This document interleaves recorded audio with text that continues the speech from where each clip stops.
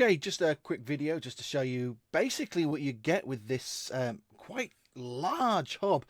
It's quite expensive at £48, but then basically for this kind of like port selection, including 10 gigabits a second ports, yeah, you know what, £48 is actually very, very reasonable.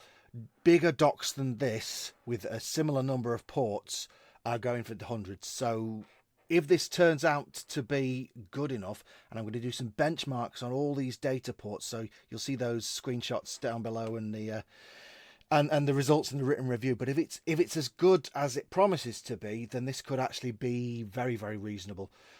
Just run you through the ports that you get on the end there. You've got a combined microphone and headphone 3.5mm port just there.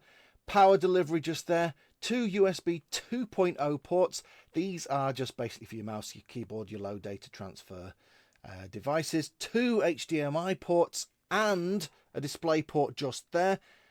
Networking just there, I think it's 1 gig. And SD, micro SD. And then 4 USB ports just here. USB 3.0. USB 3.1, 10 gigabits a second. USB-C, 10 gigabits a second. And a standard USB-C there. Both of those are 5 gigabits a second. So we'll be testing both of those ports and those ports to make sure that they give the speeds that you're expecting. Plus, we'll do a test on the SD card.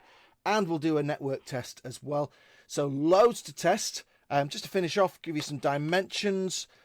6 centimeters in depth, about 14 centimeters long, roughly. Cable, fairly decent cable length, 24 centimeters of bendable cable, up to 27 if you include the end of the plug just there. Right, see the written review for the results and benchmarks. It feels solid, it feels decent quality, metal construction now with plastic end plates. But the proof is going to be, how does it perform in the benchmarks?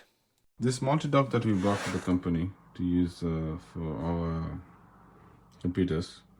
So basically I'm using it as a desktop on here, and I was using this as my main, and this is, we have transferred this to our main thing. So what this does is, this brand, it drains the battery out if you leave it too much. And it's already connected to the power. You can see it's already connected to the power, but it doesn't give a proper power to the laptop. Now the laptop battery is dead. I don't know what's wrong. I don't know why these companies, they're selling things that it doesn't work. And it's connected to my, what is that? We'll reconnect it again.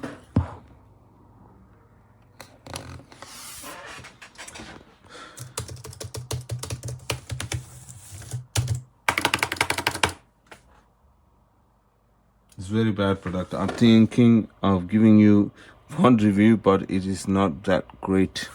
You can't use it, it heats up so badly as well.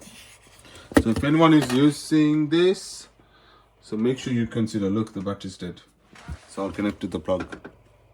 This should supply for the MacBook, but it doesn't.